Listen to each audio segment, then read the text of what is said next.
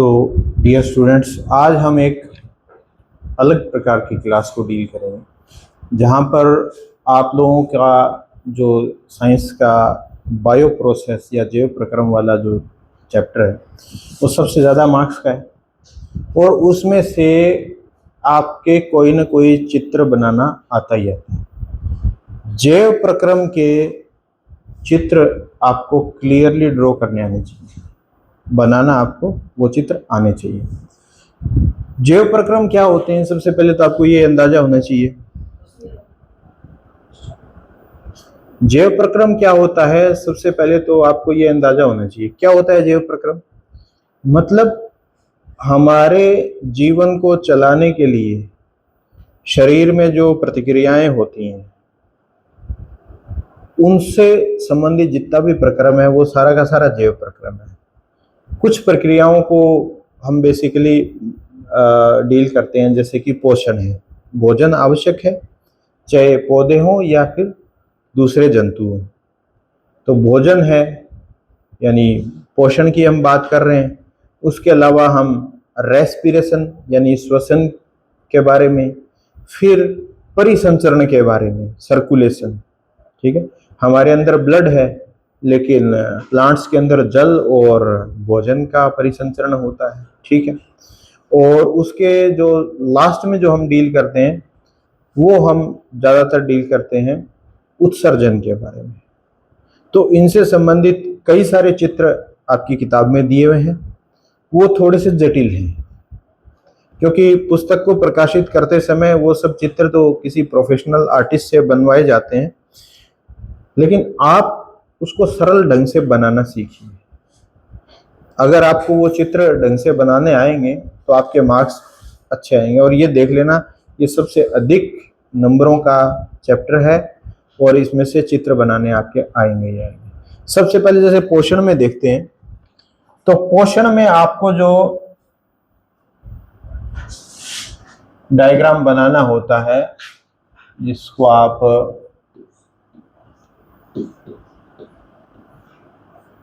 पोषण या न्यूट्रिशन,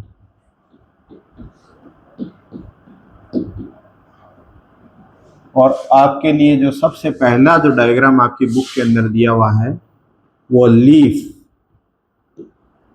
या पत्ती का डायग्राम है, ठीक है। पत्ती की अनुप्रस्थ काट, यही तो है ना, लेकिन आप उसे बनाने में भी हिचकिचाते हो। आपको पत्ती तो यूं दिखती है कि ये पत्ती है, ठीक है। अब इसका जब चित्र बनाना होता है तो आप इसकी काट लेते हैं यहां से यहां तक, ऐसे काटा हुआ।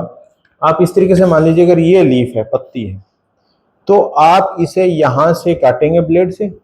ब्लेड से काटने के बाद ये वाला जो हिस्सा आपको आगे दिखेगा कटा हुआ, इसका चित्र आप बना रहे हैं, ये ध्यान रखना, ठीक है।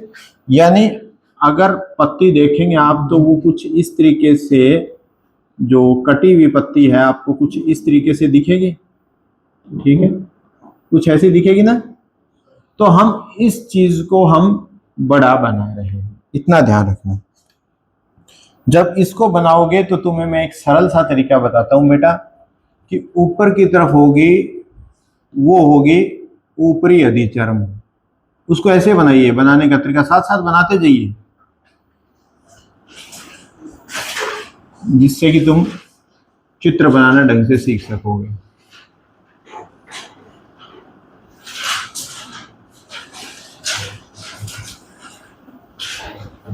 ये कौन सी है? ऊपरी अधिचर्म, ऊपर वाली चमड़ी, ठीक है।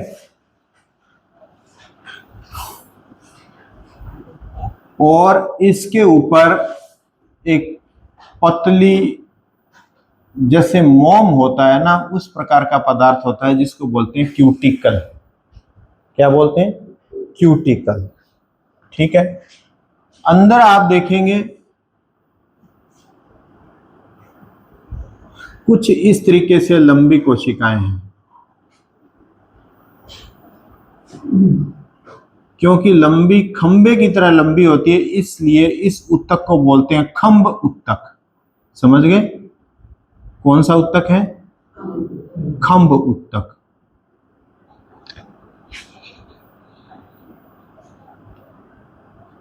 बिल्कुल सरल सा तरीका है। जितनी स्पीड से मैं बनाने का प्रयास कर रहा हूं, आप भी उतनी स्पीड में ही चित्र बनाने का प्रयास करें। तो उससे क्या है, आपका अभ्यास सही हो जाएगा यहाँ पर, और चित्र को सरलता से आप बना सकेंगे। एक बात बेटा ध्यान रखना कि चित्र ना तो जरूरत से ज्यादा बड़ा बनाना है, और ना ही कहीं उसे इतना छोटा कर देना है कि कोई उसे ढंग से चेक ही ना कर पाए। ऐसा भी नहीं करना है, ठीक है। मेन बात यह है कि आपका जो कोई भी टीचर जो आपकी कॉपी चेक करता है, उसको समझ में आ जाना चाहिए कि आप प्रदर्शित क्या करना चाहते हैं और आपको चित्र बनाना आ रहा है। ये चीज उनको ढंग से समझ में आनी चाहिए।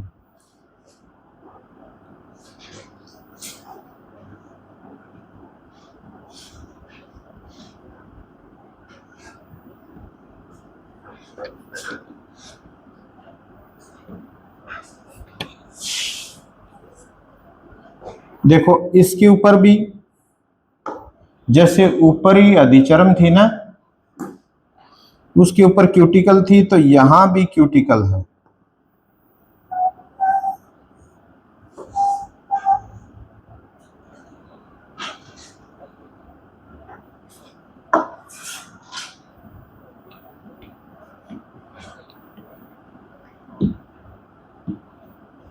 अब यहां देखने वाली बात यह है कि इन कोशिकाओं में आपको कुछ ऐसी संरचनाएं भी बनानी है।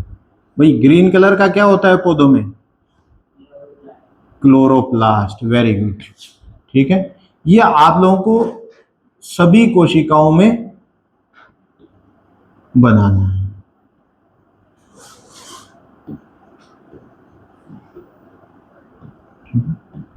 आप क्योंकि चित्र छोटे स्तर पर बनाएंगे तो आपके लिए वो बनाना थोड़ा सा और भी आसान होगा, ठीक है। अब देखो बस पत्ती का चित्र हो गया, इससे ज्यादा डिटेल आपको बनाने की जरूरत नहीं है। अभी इसके हम नाम लिखेंगे। सबसे ऊपर वाला ये क्या है? क्यूटिकल।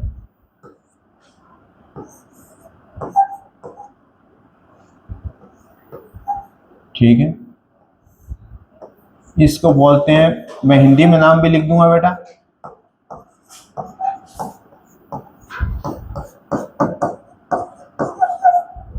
पहली सेट टिश्यू है।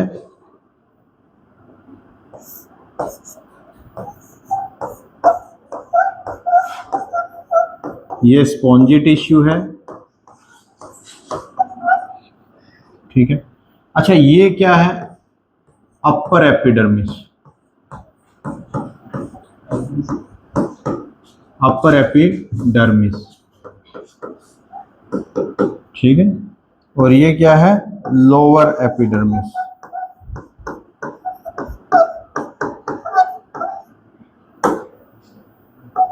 बातें नहीं करें बेटा, सिर्फ बोर्ड पर देख करके चित्र बनाएं। अगर आप बात करेंगे तो फिर आप स्वयं ही कंफ्यूज हो जाएंगे। देखिए इसको बोलते हैं ऊपरी अधिचर्म, ठीक है। इसको बोलते हैं खम्भ उत्तक, इसको बोलते हैं स्पंजी उत्तक,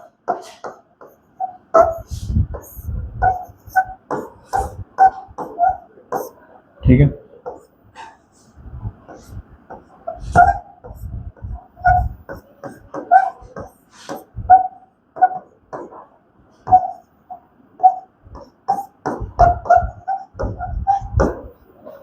अधिचर्म है, एपिडर्मिस क्या है? अधिचर्म है। ये नाम आप क्यूटिकली याद रख लेना।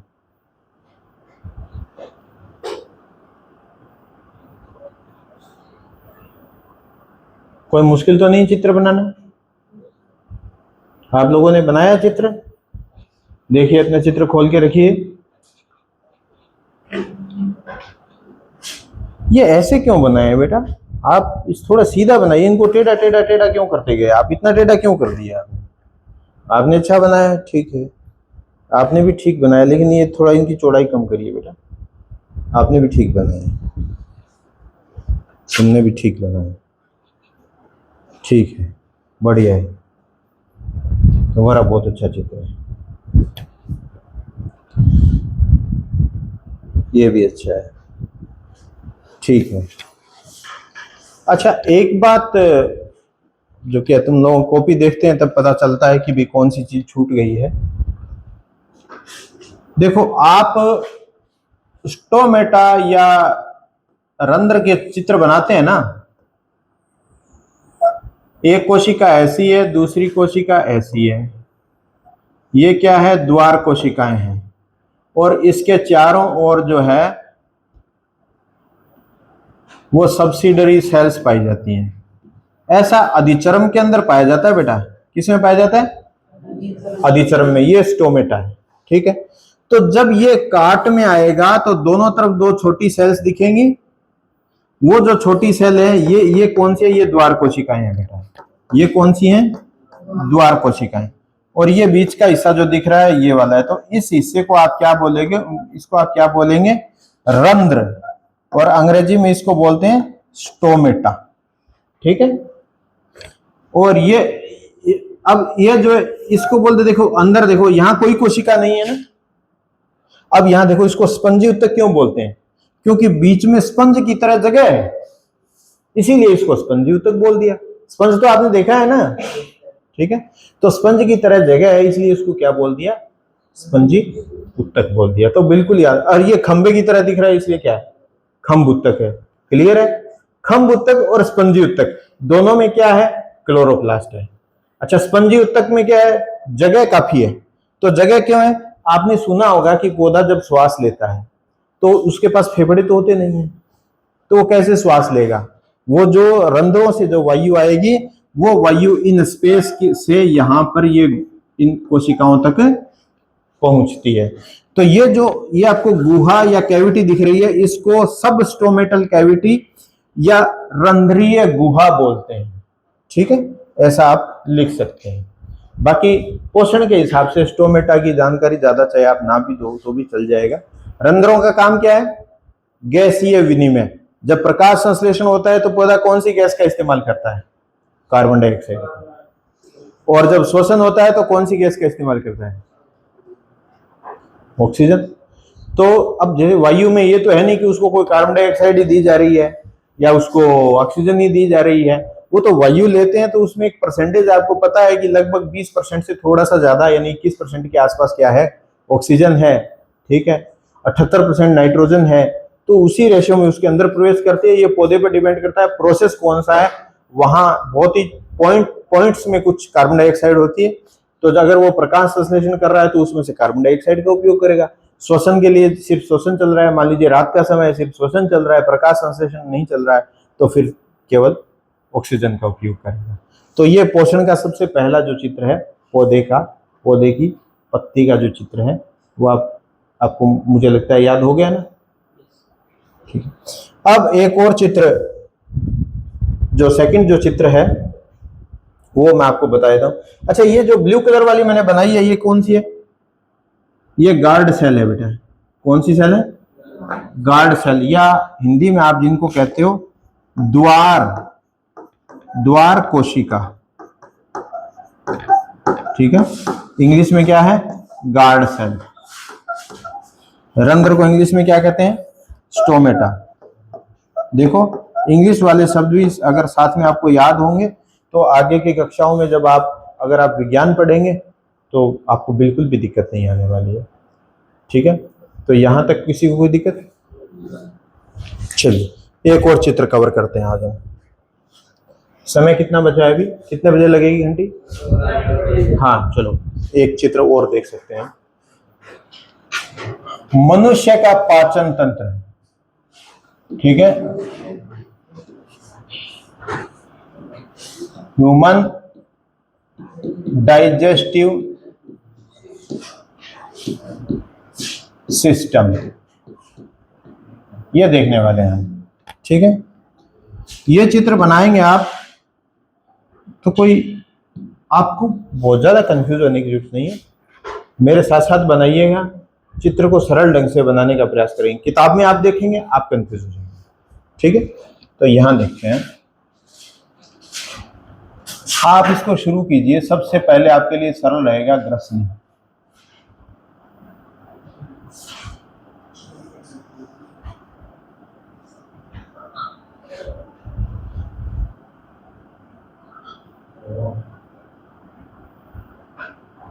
बातें या फिर इधर उधर की अजीब हरकतें ना करें बेटा।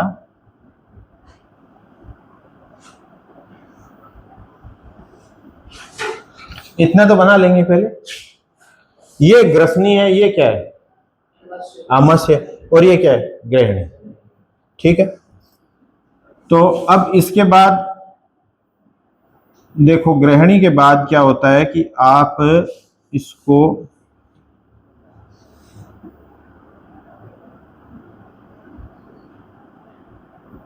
जितनी बड़ी आंत्र पुस्तक में दी हुई है उतनी बड़ी आपको बनाने की जरूरत है नहीं। ठीक है, क्योंकि आपको क्या है, उसे समझाना है, तो आप उससे थोड़ा सा अगर छोटा भी बना लेंगे तो भी कोई दिक्कत वाली बात नहीं है।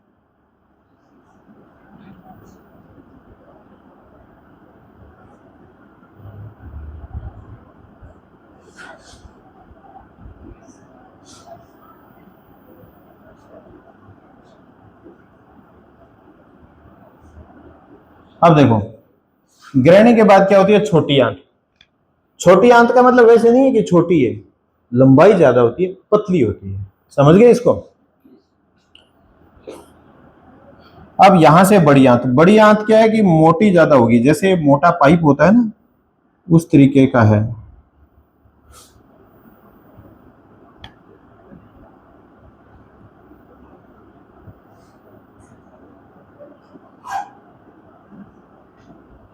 ये थोड़ा हमने इसको मोटा बना दिया है।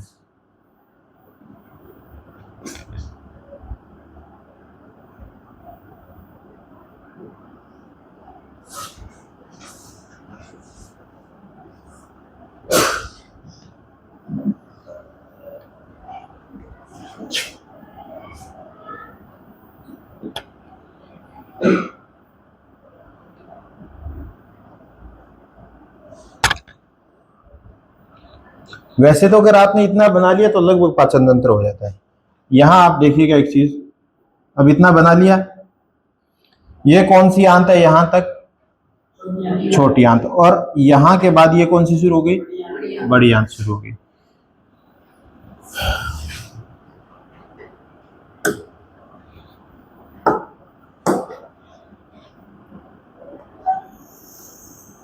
एक यहां पत्ती की तरह संरचना होती है, कौन सा है ये? वेरी गुड, ये अग्नाशय है। ठीक है, अग्नाशय से एक नलिका निकलती है और उसी नलिका में इधर से एक और पदार्थ भी आता है, ये पित्ताशय है। ठीक है, और पित्ताशय के ऊपर आप संरचना में, ये क्या हो गया? लीवर, यकृत। ठीक है, अब ये लगभग आपका कंप्लीट है। इसका नामकरण हमें करना है, थोड़ा समय से देखिए, ये क्या है? ग्रसनी। अंग्रेजी में इसे कहते हैं ईसोफेगस।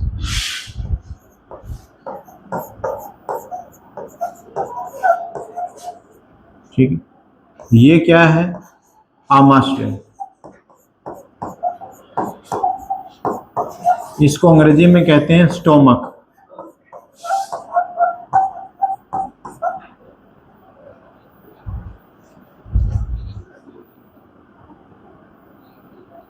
और ये क्या है? अग्नाशय। अंग्रेजी में क्या कहते हैं? बताओ। पैनक्रियाज,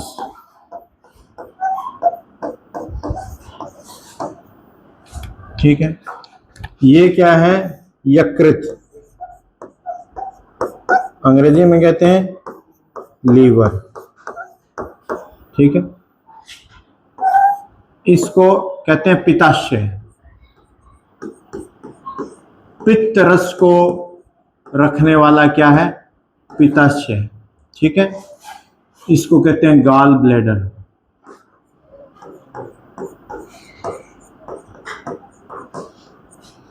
ठीक है। अब देखिए, जो पित्त रस को लेकर के आती है वो पित्त वाहिनी है, हिपैटिक डक्ट, और जो अग्नाशयी रस को लेकर के आती है वो पैनक्रिएटिक डक्ट है। दोनों एकदम साथ में मिल जाएगी तो उसको क्या बोलेंगे? हिपेटो पैनक्रिएटिक डक्ट, ठीक है। अच्छा, ये वाला जो भाग है इसको कहते हैं ग्रहणी।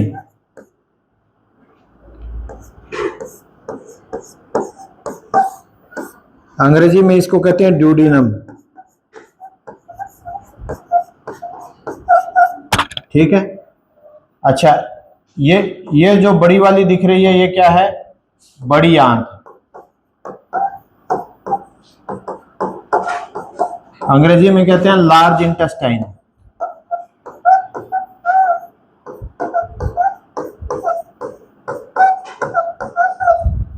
ठीक है। ये जो अंदर दिख रही है ये कौन सी आंत है? छोटी आंत, अंग्रेजी में कहते हैं स्मॉल इंटेस्टाइन।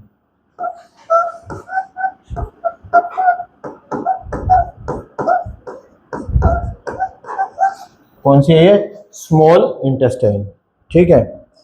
अच्छा, यहां एक जो अंगुली नुमा निकला है ये, ठीक है, क्या कहते हैं? बड़ा सुंदर सा नाम है हिंदी में, परिशय। कौन सा आएगा? षटकोण है क्या? गोल वाला? हाँ, परिशेषिका। और जैसे इसको अगर इंग्लिश में बात करें तो अपेंडिक्स बोलते हैं, ठीक है। ये यहां पर क्या है?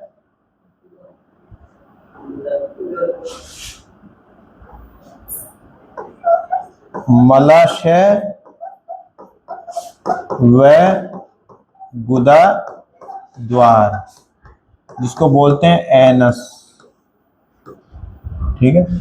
तो 10वीं के स्तर पे अगर आप इतना चित्र बना देते हो तो पर्याप्त से भी पर्याप्त है, ठीक है। बढ़िया ढंग से दिखाओ जरा चित्र कैसे बनाए तुम लोगों ने। ठीक है, तुम्हारा भी ठीक है, तुम्हारा भी ठीक है कुल मिलाकर, लेकिन इतने वलन नहीं बनाओ, थोड़ा कम करो इसमें। तुम्हारा ठीक नहीं है बेटा, थोड़ा इसे और अच्छा बनाने का प्रयास करो। ये हमारे से ऐसा नहीं बनाना है, थोड़ा सा इधर इसको लंबा करना है। तुम्हारा ठीक ठाक है। परिशेषिका को इतना बड़ा नहीं बनाओ, ये छोटी आंत को थोड़ा सा बड़ा और दिखाओ। इसको यहीं पे क्यों खत्म कर दिया? यहाँ कर सेंटर में ला करके खत्म कीजिए। कुछ ठीक बना? नहीं, आपने अच्छा नहीं बनाया बिल्कुल। आमाशय बिल्कुल इतना पतला बना दिया बेटा आपने। सबका ठीक है, थोड़ा और सुधार करो।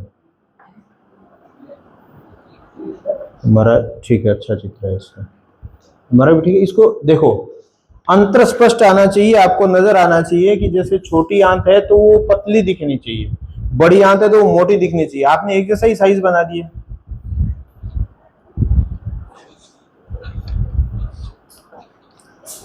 तो मेरे ख्याल से ये चित्र बना लिया सबने, कोई दिक्कत नहीं। आज के लिए हम 2 ही चित्र सीखेंगे और कल ये अच्छे तरीके से याद होने चाहिए सब, ठीक है। कोई कंफ्यूजन हो मेरे से पूछ लीजिए।